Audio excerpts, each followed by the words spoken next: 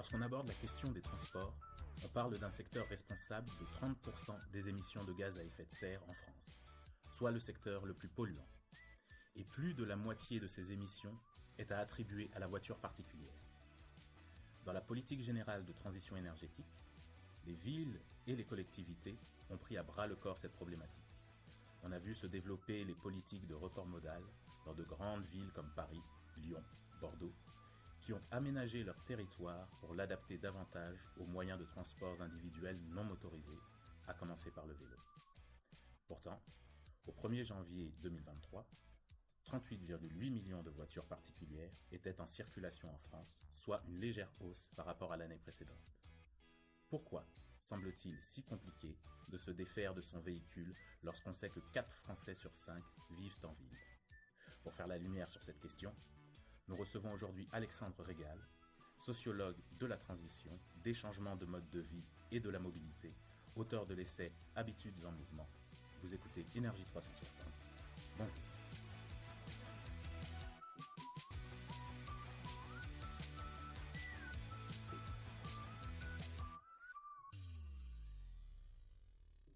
Alexandre Régal, bonjour. Bonjour.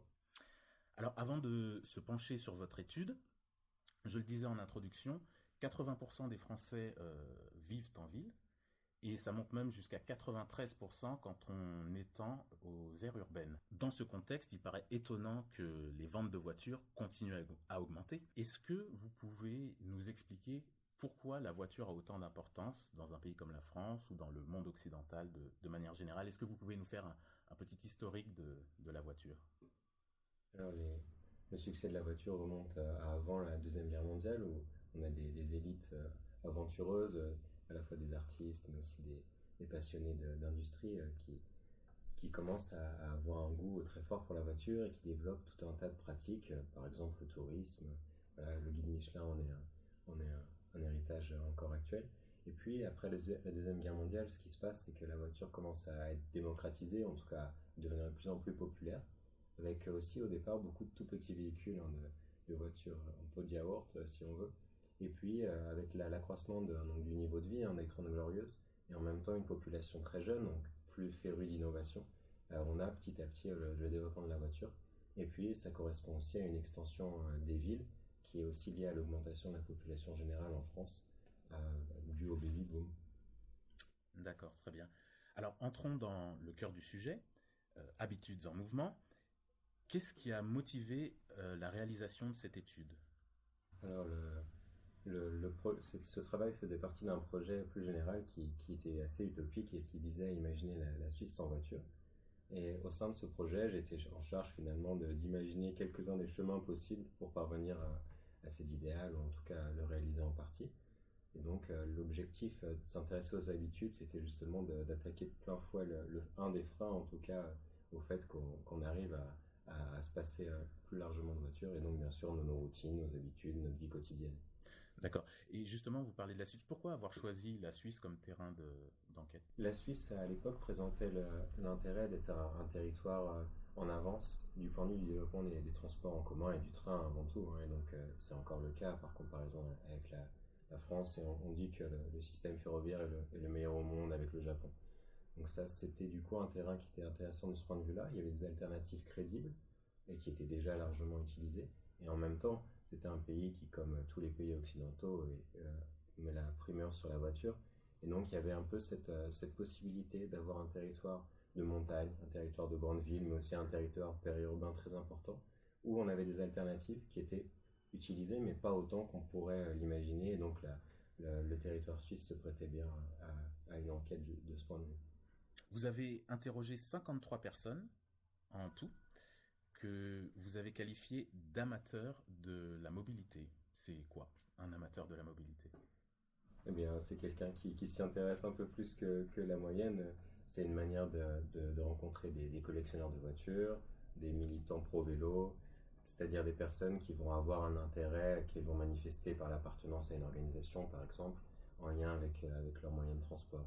Et c'est le critère principal que vous avez utilisé pour sélectionner votre panel? Comment vous avez décidé des personnes que vous alliez interroger? Pourquoi des amateurs? Parce que ça permet d'avoir des personnes qui ont un discours voilà, raisonné et déjà préparé finalement au moment où je vais les rencontrer, et non pas me répondre à mes questions alors qu'elles ne se les sont jamais posées. L'idée, c'est d'arriver face à des personnes qui ont vraiment un point de vue réfléchi. Ça, c'est le premier point. Et le deuxième point, comme je l'évoquais par ailleurs, c'est d'avoir une population qui habite dans des endroits et des contextes tout à fait différents, comme à la fois en village alpin, en station de ski, mais en même temps au cœur de Genève ou de Zurich, dans des espaces tout à fait propices au vélo, à la marche, etc. D'accord. Il y a un élément que j'ai trouvé intéressant dans votre étude. Alors, je ne sais pas si c'est commun à toutes les études, mais c'est le fait on va dire, de ne pas retravailler les réponses de vos interrogés. C'est-à-dire que vous avez laissé tout ce qui est hésitation, même, j'ai envie de dire, petite faute de français. Quel était le but derrière? Oui, c'était une petite source de tension avec l'éditeur au départ. Mon objectif, c'était vraiment de montrer le matériau brut, et d'une part pour montrer le travail comme il se fait à partir du matériau tel qu'il est, montrer la crédibilité de la source, et aussi surtout de beaucoup citer les personnes que j'ai rencontrées, à nouveau pour apporter à la fois la preuve de ce que j'allais avancer comme thèse scientifique, et en même temps tout simplement parce que ça me semble être intéressant en soi à lire, et qu'on peut lire l'ouvrage à la fois sans lire les interviews, en lisant simplement mes propos qui s'appuient dessus, ou inversement être intéressé avant tout par les témoignages qui sont aussi intéressants, je pense.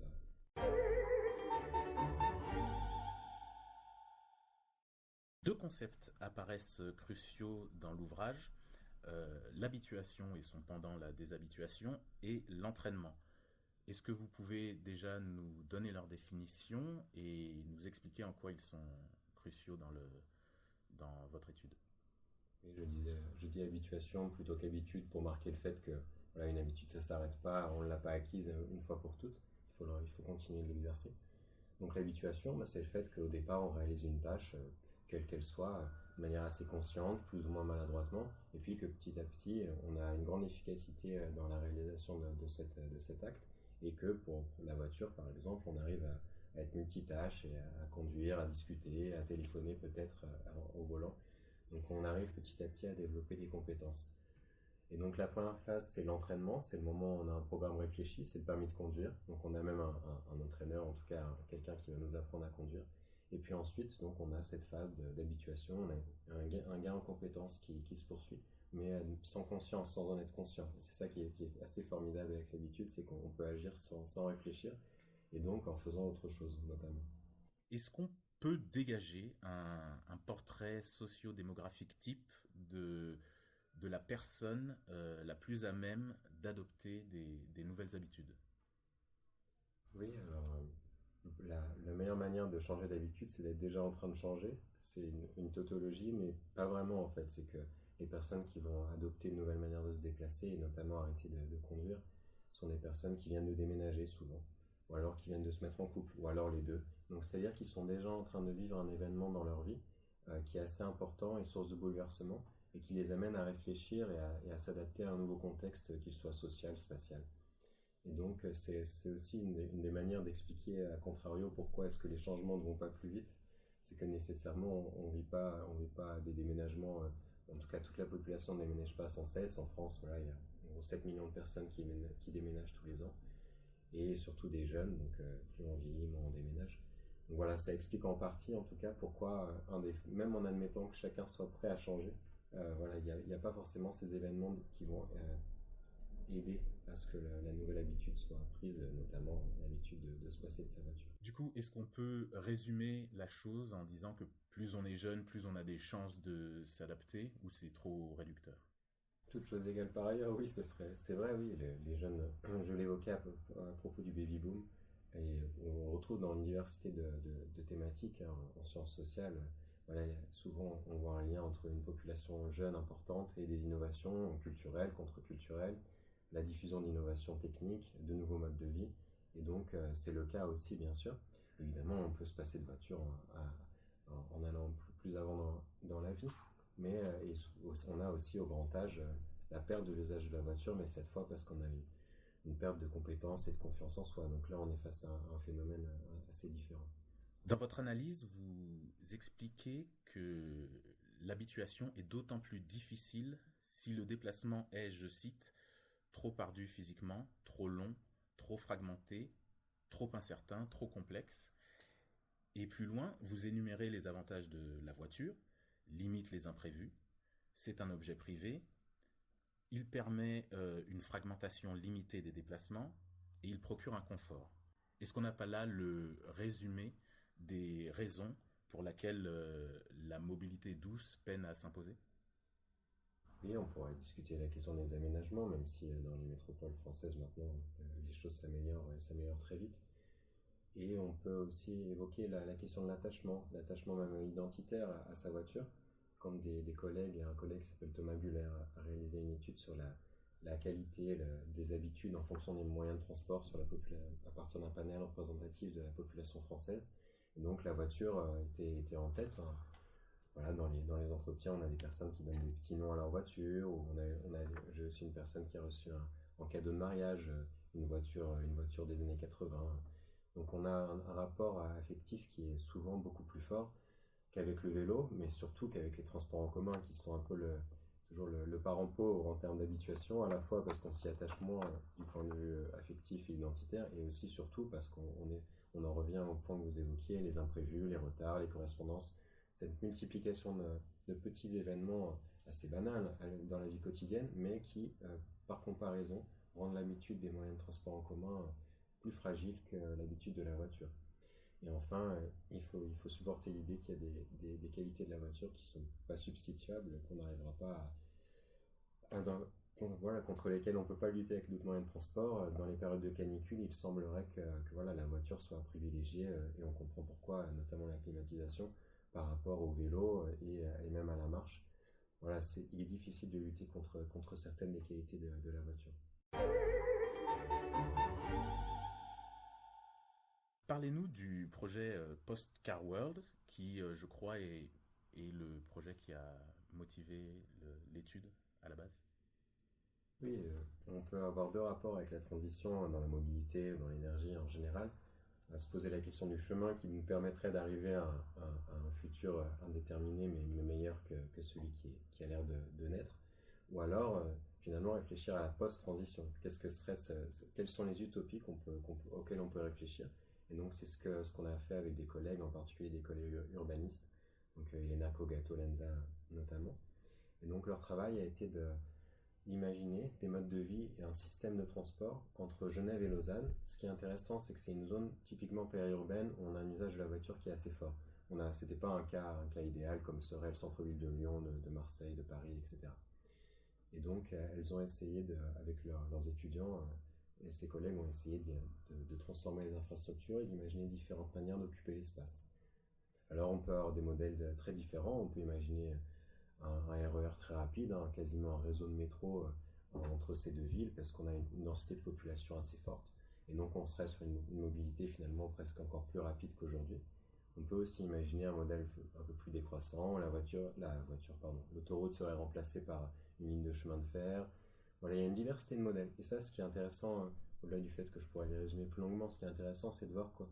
Voilà, le futur n'est pas écrit. Il y a une variété de propositions possibles, à la fois pour assurer une pluralité de manières de se déplacer, mais aussi une pluralité de choix politiques si la collectivité souhaite se saisir de ces modèles. De la même manière que vous nous avez fait un petit historique de la voiture tout à l'heure, à quand remontent les premiers mouvements de remise en question de la voiture dans le paysage urbain et comment ces mouvements ont évolué jusqu'à aujourd'hui? Je dirais que dès que la voiture est née, elle a été remise en cause. Pourquoi je l'évoquais, le fait que c'était avant tout une innovation adoptée par des élites assez aisées et puis qui aimaient l'aventure et le risque, parce que conduire une voiture était beaucoup plus risqué bien sûr qu'aujourd'hui. Et ça causait tout un tas de désagréments. Donc non seulement c'était des personnes un peu étranges pour la population en général, mais en plus avec un bruit, une fumée et tout simplement un inconfort pour les autres usagers de la route ou de la rue qui n'étaient pas habitués à avoir un véhicule déboulé. Donc en fait les critiques étaient assez fortes au début. Et puis on a tendance à dire, même si les critiques ne sont jamais vraiment arrêtées, mais elles ont été vraiment renouvelées dans les années 60-70, évidemment avec l'angle écologique. même si on a aussi des critiques d'amoureux de la ville et d'urbanistes qui ont toujours existé et qui ont toujours remis en cause l'idée que la place qu'on accordait à la voiture en ville était beaucoup trop grande et nuisait à la qualité de la ville, à ses espaces publics, au fait qu'on puisse flâner. Et donc il y a une variété de sources. La critique écologique ou écologiste, comme on veut, n'est pas du tout ni première ni la seule. D'accord, donc ça date vraiment pas d'hier. Non.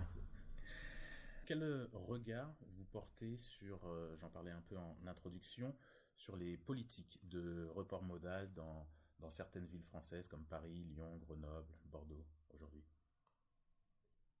Mais ce qu'on voit, on a un enseignement assez simple hein, des sciences des transports qui veut que si on produit un aménagement, qu'il soit pour la voiture, pour le vélo, eh bien il va entraîner ensuite un usage accru du mode de transport pour lequel on l'a développé. Et donc je crois que dans beaucoup de métropoles, le principe a été appliqué de manière très simple pour le vélo et que ça fonctionne très bien et qu'on a des réseaux de transport en commun qui s'améliorent. Ensuite, bien sûr, on peut émettre une variété de critiques.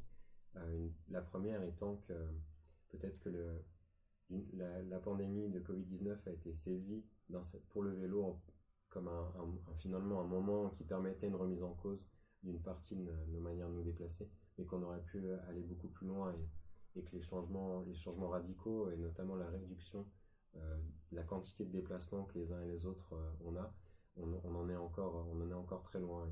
Et donc c'est la grande difficulté, c'est non seulement un report modal, qu'on utilise moins nos voitures et qu'on se déplace plus en vélo, en transport en commun, etc.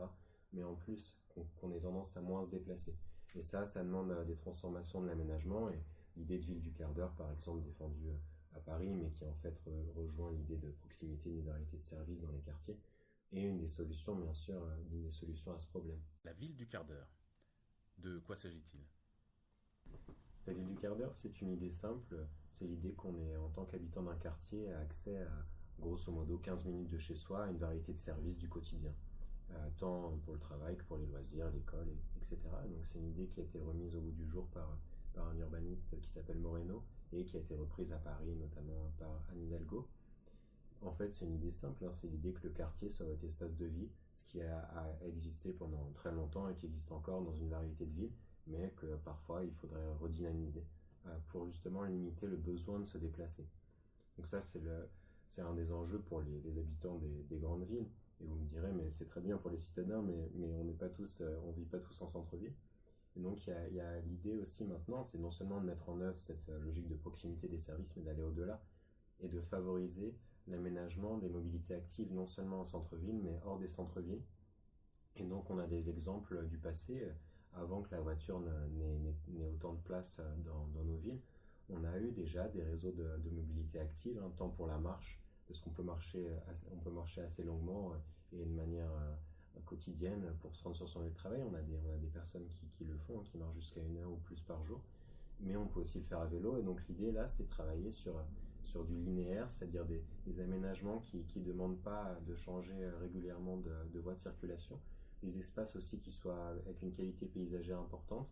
Et notamment, bon, pour ceux qui connaissent Genève ou qui pourraient aller regarder sur Internet, on a des réseaux de parcs en fait qui permettent de circuler en continu et de ne pas avoir à aller sur les voies partagées avec la voiture sur plusieurs kilomètres, et donc qui permettent par exemple de rejoindre le centre-ville à l'aéroport, la banlieue de Genève et son cœur de ville, et donc de relier ces zones périurbaines en proximité malgré tout de la ville, mais quand même de relier le périurbain et donc le pavillonnaire ou alors les grands ensembles de cette ville avec le cœur de ville où on a les activités de loisirs mais aussi de travail. Il y a un témoignage qui a particulièrement attiré mon attention, c'est celui d'Hélène, page 56, et elle vous confie, je cite, « Les femmes de ménage ont toutes des voitures, mais quand on sait le prix que ça coûte, point d'exclamation. » Alors, cette réflexion reflète l'un des aspects, j'ose dire, négatifs de la question de la mobilité et de la transition écologique de manière générale, en ce sens qu'il y a la sensation que ça provoque une forme de stigmatisation sociale, tout simplement parce qu'il est plus dur économiquement d'assurer cette transition pour certaines personnes, plus dur que pour d'autres, parce qu'on pourrait répondre à Hélène que si les femmes de ménage ont toutes des voitures, c'est parce que leur journée de travail commence avant que les transports ne soient effectifs. Or, plusieurs mesures visent à inciter ou à forcer, ça dépend de la manière dont on voit les choses, les changements de mobilité.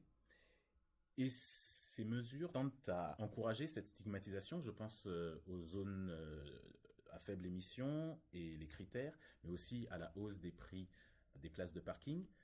Déjà, que pensez-vous de ces mesures et est-ce que vous estimez qu'en effet, elles créent une forme de discrimination sociale et d'exclusion géographique?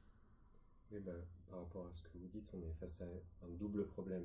D'une part, si on reprend l'exemple des femmes de ménage ou des personnes qui travaillent en horaire décalé, on a aussi des personnes très pauvres qui n'ont pas les moyens d'avoir une voiture et du coup qui subissent à la fois l'absence de transport en commun et l'absence de voiture. Mais je prends au sérieux le problème que vous évoquez, les personnes qui ont besoin d'une voiture. Et il me semble que finalement, ça doit être une discussion publique et un débat. La question qui se pose à nous, c'est pas simplement comme notre projet utopique, imaginez un monde sans voiture, c'est quels usages on veut de la voiture, on veut garder. Et c'est-à-dire c'est pas moi qui vais le décider, mais ça mérite une discussion et des choix politiques. Aujourd'hui, on a eu tendance et je crois à raison, à commencer à s'attaquer à la masse des déplacements de manière relativement indistincte, et des déplacements en voiture pour faire diminuer cette quantité en général. Et il me semble que l'avenir sera à discriminer dans le bon sens du terme, c'est-à-dire à favoriser certains usages au détriment d'autres. Alors, dans le même ordre d'idées, vous l'expliquez dans votre ouvrage, on n'utilise pas la voiture uniquement pour des raisons de commodité, elle n'est pas réservée à des besoins, mais les politiques de report modal ne semblent pas toucher en premier lieu ceux pour qui la voiture est un divertissement ou bien un bien Veblen, mais bien plus ceux pour qui la voiture a une utilité pratique cruciale. Déjà, est-ce que vous êtes d'accord avec cette affirmation? Et comment faire pour inclure plus de monde dans justement cette politique de mobilité douce? Oui, ça me fait penser au problème de la dépendance automobile, comme le nomment les chercheurs. Et donc, il y a évidemment une variété de personnes et de territoires qui sont dépendants de la voiture et même pour qui ça représente un coût important. Il y a une difficulté en termes de budget. Ensuite, je lisais ce matin même une étude qui voilà, donnait une idée sur la quantité d'émissions de CO2 liées au SUV. Donc, plutôt un bien qui permet de se distinguer en ville et de se distinguer par le haut avec des voitures assez chères. Et donc ça représenterait l'équivalent du 5e pays le plus émetteur de CO2, si on additionnait tous les SUV sur la planète, bien sûr. Voilà, ça donne une idée du fait que justement l'enjeu pour moi, il est moins justement de lutter contre le fait que les personnes dépendantes de la voiture s'en passent, puisque évidemment d'une part c'est plus difficile de les faire changer, elles ont de bonnes raisons de ne pas changer, mais c'est plutôt de lutter contre les usages ostentatoires et notamment l'explosion de la taille des voitures. Et le deuxième point, grosso modo, à l'époque en Suisse, mais ça vaudrait dans d'autres contextes, la moitié des déplacements en voiture et en général sont réalisés pour les loisirs. Et donc il y a un double enjeu, bien sûr, c'est d'avoir des loisirs intéressants à proximité, et donc il y a une logique d'aménagement du territoire et de redéveloppement de certains quartiers et des services de proximité. Et puis il y a un deuxième enjeu que j'évoquais, sur lequel on est plus en difficulté, même en tant que chercheur, pour proposer des solutions, c'est se limiter tout simplement et avoir des loisirs qui demandent moins de déplacements. Et voilà, c'est un point que des collègues avaient étudié, sur lesquels les résultats sont encore discutés, mais c'est ce qu'on appelle nous l'effet barbecue. Et donc, si vous comparez la quantité de CO2 émise par exemple un habitant de Genève qui vivrait en centre-ville et qui utiliserait son vélo en semaine, mais qui prendrait un avion EasyJet pour se rendre à Lisbonne le week-end. Inversement, une personne qui vit dans le périurbain et qui donc se déplace régulièrement en voiture la semaine, mais qui aurait un barbecue, d'où le nom effet barbecue, qui ferait des barbecues à son domicile le week-end, il n'est pas si évident de décider quel est le mode de vie idéal du point de vue du CO2, et même en général. Et donc, il y a vraiment cet enjeu d'avoir notre rapport à nos loisirs et à nos temps de loisirs qui est essentiel. Ça rejoint un peu l'idée de Jean-Marc Jancovici sur la limitation, je crois, à 4 voyages en avion dans une vie. Oui, oublions la question des 3, 4, etc. Partons sur l'idée qu'il faut se limiter. La difficulté qu'on a, c'est que l'exemple historique relativement récent est celui de la Deuxième Guerre mondiale et du rationnement en lien avec la guerre. Donc on en revient à un contexte dans lequel il y a une crise telle qui advient pour tous les Français, et même au-delà, de manière simultanée, qu'on est capable, et que les Français ont été capables à ce moment-là d'accepter des mesures drastiques de réduction de leur consommation, dans un contexte bien sûr d'abondance très différent du nôtre. Et donc c'est pour ça que j'évoquais la question du Covid-19 tout à l'heure. Voilà, les sociologues que je lis et dont je fais partie ont finalement assez peu d'espoir quant à la possibilité d'une transition, c'est-à-dire d'une transition qui soit radicale dans nos modes de vie et pas simplement une amélioration comme on peut en discuter, mais qui est potentiellement en train d'advenir. Et donc ça suppose justement, dans la limite de nos connaissances, des moments de crise, en tout cas ressentis comme tels, parce qu'on peut aussi être dans le déni, et même les autorités publiques. Et donc les autorités publiques se saisissent de crise et déjà des manières et préparer des modes d'action et des manières d'aménager nos mobilités qu'elles puissent à ce moment-là mettre en œuvre. Donc ça pose deux questions. La première question, c'est celle est-ce que les autorités, nos élites sont préparées et ont un plan pour réaliser cette transition de manière drastique? Et surtout, le point qui me semble le plus délicat, c'est celui de la démocratie, puisque voilà, on s'en souvient au début dans les premiers mois du Covid-19, disons que le débat public était très réduit et on avait des institutions qui fonctionnaient en mode d'état d'urgence et finalement hors du cadre législatif habituel. Et donc c'est la difficulté quand on propose cette solution. D'une part, elle est très peu probable, puisque bien heureusement, il n'y a pas des crises régulières de l'ampleur de celle que j'évoquais, puisqu'évidemment, il faudrait que la transformation soit globale. Donc le Covid-19 correspondait bien à cela, et on a vu à quel point il y a des transformations radicales et une baisse très forte des émissions de CO2 en lien avec la mobilité, évidemment, et au-delà. Et en même temps, d'une part, on ne souhaite pas que ça advienne, ce genre de crise, et d'autre part, on est face à des mécanismes qui peuvent aussi aller vers le pire, en termes politiques ou tout simplement de transformation de nos manières de nous déplacer. Justement, en guise de dernière question, on va essayer de se projeter un peu. Comment voyez-vous évoluer la mobilité en Suisse, en France, en Europe, dans le monde occidental, à court et moyen terme, dans 5-10 ans? C'est difficile d'établir de faire des prédictions, parce qu'on peut être toujours surpris par la réalité, tant en bien qu'en mal. À nouveau, la pandémie nous l'a rappelé. Il semble, dans un premier temps, que la solution de la voiture électrique que les voitures électriques vont se diffuser, et que du point de vue qui est le mien et qui est celui de beaucoup de critiques de la voiture, pour des raisons tout à fait raisonnables, là, la voiture électrique ne jouera pas un rôle vraiment disruptif, ne sera pas disruptive en tant qu'elle continue d'occuper beaucoup d'espace, qu'elle, finalement, en termes d'émissions, le gain n'est pas si énorme que ça. Et donc, à l'échelle globale, finalement, les gains sont assez difficiles à envisager. Localement, par contre, on voit une amélioration constante des espaces publics depuis une trentaine d'années, je pense, dans une grande variété de villes en Europe, une diffusion de la pratique du vélo qui commence à aller largement au-delà des cadres de centre-ville jeunes et des hommes en particulier. Donc je pense qu'à l'échelle locale, on a des améliorations assez fortes. Et en même temps, à grande échelle, on arrive je ne crois pas qu'on soit en passe non seulement de se passer de voiture, mais en général de réaliser une transition comme on l'appellerait peut-être pour certains de nos voeux. Alexandre Rigal, merci d'avoir apporté vos éclairages sur ce sujet central de la transition écologique. Merci à vous. Quant à nous, on se retrouve vite pour un nouvel épisode d'Énergie 360. À bientôt.